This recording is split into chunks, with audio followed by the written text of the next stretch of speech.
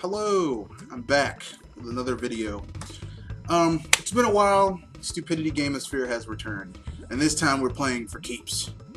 Well, not really. Basically, I'm just going to be discussing 3 topics that have occurred in video gaming over the last week or so, and some of these are big topics, some of these are small topics, but without further ado, I'll get into the elephant in the room, my first little bit of information, which is Vita class action lawsuit.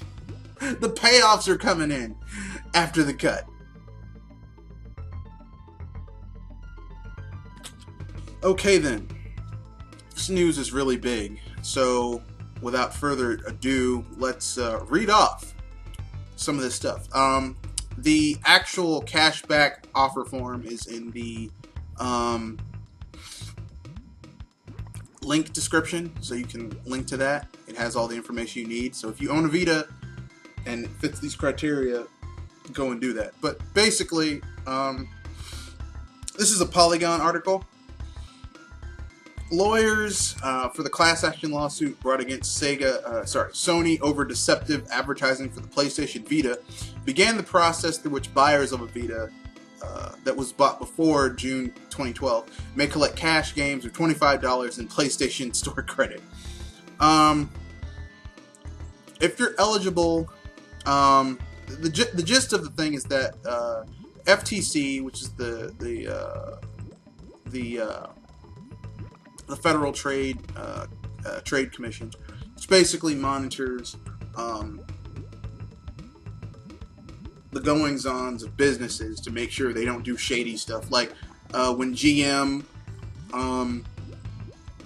didn't do that 50-cent fix on those vehicles that, 3 or 4 people died because they didn't fix the ignition switches. The FTC fined them for it, and I mean, unfortunately, no one was charged and sent to jail, but the FTC can also go up to that point if they wanted to.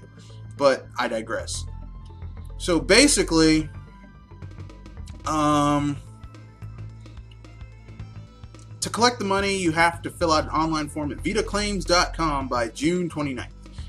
You'll also be asked to enter the serial number on the Vita, which verifies when it was purchased originally. From there, you'll be asked to select your compensation. A $25 check, $25 in credit on the PlayStation Store, or one of 3 bundles of games for the Vita in the PS3. Now the reason this is bullshit in the Gamosphere, and I'm putting this in this section, is because the values of these games is a load of horse shit. Okay, God of War Collection, Beyond Two Souls, Twisted Metal, and Unit 13 for the Vita. The first 3 of those games is all for the PS3 and 1 game for the Vita for a regular retail price of $92.95. Now, here's where I have the problem, because I can go to GameStop and get the God of War Collection for like $19. That's $20. I can get Beyond Two Souls for $20, Twisted Metal for $15, and Unit 13 for $15. So really, like, I'm paying. They inflated the value of these games. The family-friendly bundle includes Little Big Planet 2 and Puppeteer on PS3, with Uncharted Golden Abyss and Mod Nation Racers Road Trip on the Vita. The retail price is $100.46. That too is bullshit, because Little Big Planet 2 you can get for $10 at GameStop, Puppeteer for $10. Uncharted Golden Abyss and Mod Nation Racers, you can get both of those for between $15 to $19 each. So really, I'm going to be liberal. $20 for the 2 each for the 2 Vita games, and $30 for Little Big Planet 2. Or sorry, $10 for Little Big Planet 2. So that's 50. That's 40. No, that's 50. And then 15 for Puppeteer on PS3. That's $15 game. I know, I've seen that game on at GameStop for $15.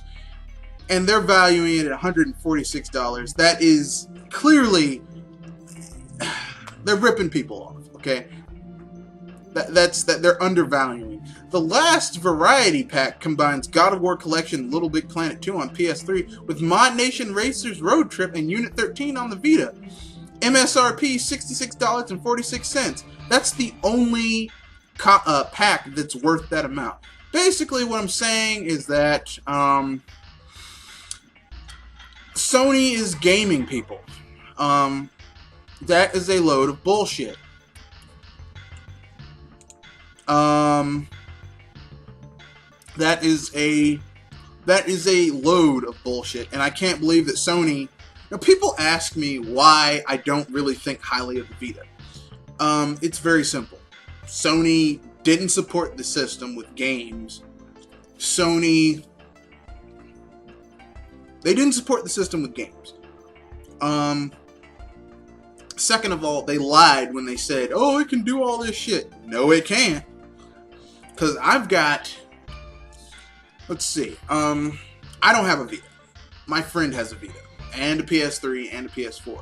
I tried all the shit they said that it could do on the PS3, you know, in conjunction with the PS3. It really wasn't it barely worked then, and it still barely works now, okay? Like, all the shit they said that the Vita could do, it can't do. You know, it's bullshit. And I knew it was bullshit when they said it. Oh, I can do all this shit. Maybe in Japan, where if you're in the city, there's wired levels of wireless internet everywhere. But here in America, no. I have parts of my house that are dead spots. I have a guest bedroom in my basement right over there. Dead spot for internet. Don't ask me how I know that. So basically, you know, the information for where if you feel that you fit those criteria is in the description bar for Sony's bullshit. There we go.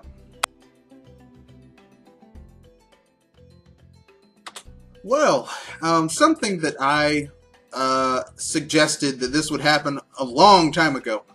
Don Mattrick has left Zynga. We knew this was going to happen because Mattrick's bullshit. You know, Mattrick is a terrible CEO, and you know, he left the sinking ship that was the Microsoft gaming division, the Microsoft Xbox division, and jumped onto the sinking ship that is the Zynga. And they posted a $45 million net loss. They had nothing but losses while he basically was at the head of Zynga. And we knew this was going to happen because, I mean, come on, man. It's Don Mattrick. This man is totally fucking clueless. He's about 5 years behind the curve, okay? Like, his ideas would have worked for Microsoft 5 years ago. His ideas with Zynga would have worked 5 years ago. But now, it's a useless proposition. So, yeah. His official title is that he's leaving to pursue a new challenge, which means they came in and said either you get the fuck out or we'll fire your ass. Kind of like what they did at Microsoft. So I just find it hilarious. I just find it hilarious that you know, Don Mattrick has once again lost yet another job. Loser. Fuck Don Mattrick.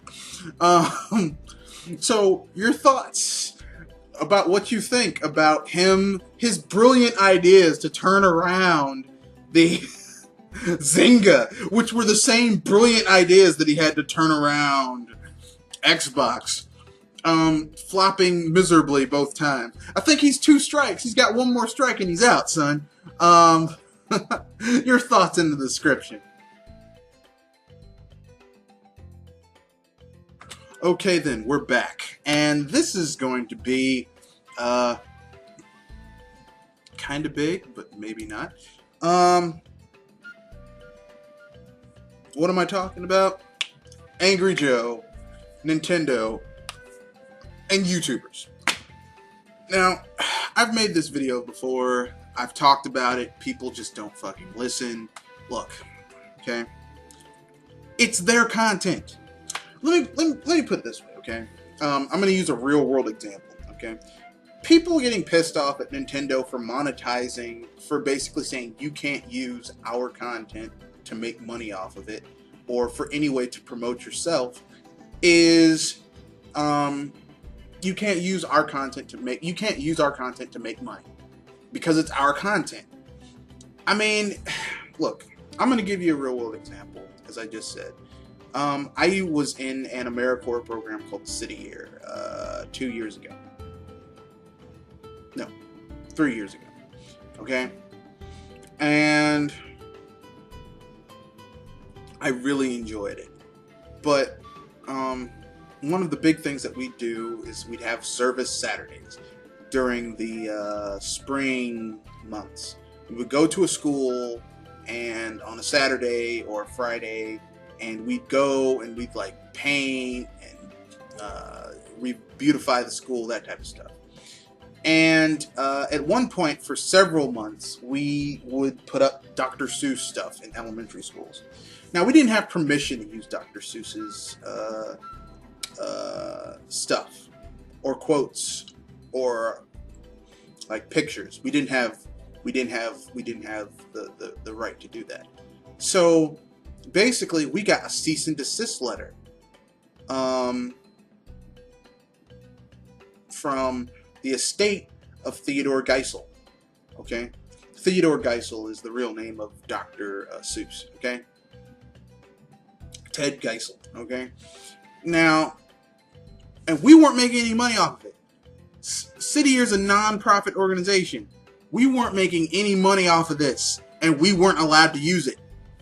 So what the fuck makes you think that a company like Nintendo is gonna let you take their work and make money off of it? Seriously? I mean, I think they're being very nice in letting people join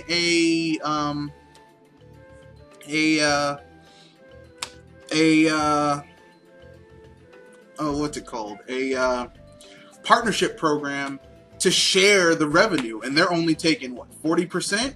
That is actually really nice, because I mean, let's be frank here. In reality, most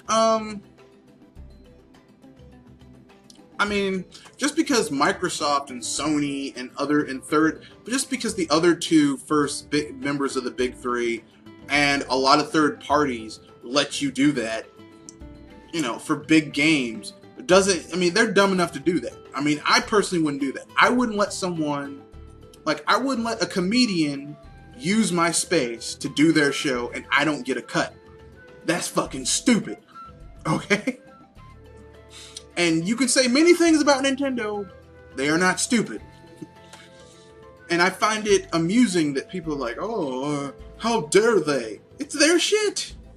It's their shit. You wouldn't let someone go and get the fruits of your labor.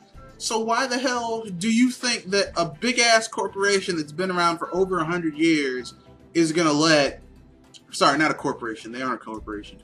A big-ass company that's been around for over 100 years is going to let some motherfucker do that. Seriously? Seriously? Really? God damn. That's just stupid. Oh, God. Okay. Those are the 3 topics for today. I'll stay tuned to the end where we'll be going over future content after the cut. Okay, upcoming content. Tomorrow I'll be dropping my triple review of The Thing, 1950 something Howard Hawks film, 1956 Howard Hawks film The Thing, 1982 film The Thing, and The Thing prequel. Except I will be doing The Thing, 1982's things last, and and the prequel before. So it'll be the old Thing, the prequel, and then 1982's The Thing. I'll be dropping all three of those in 3 parts: The Thing Part 1, The Thing Part 2, The Thing Part 3. Each one will focus on a different film. So don't get confused. It'll be in the title. The Thing, 1956 Howard Hawks film. The Thing, I think it was 2011 that shit came out. 2011, The Thing, prequel. And then The Real Thing, John Carpenter's The Thing, 1982. Also, this Friday at 7, I will be doing a Bullshit Busters about movies. And the movie in the cinematic universe of, you know, what Marvel's going to be doing, what DC's going to be doing, other films that we're looking forward to or not looking forward to. Who cares? We don't know. We don't know. We don't know. So, look forward to that shit. And, good day.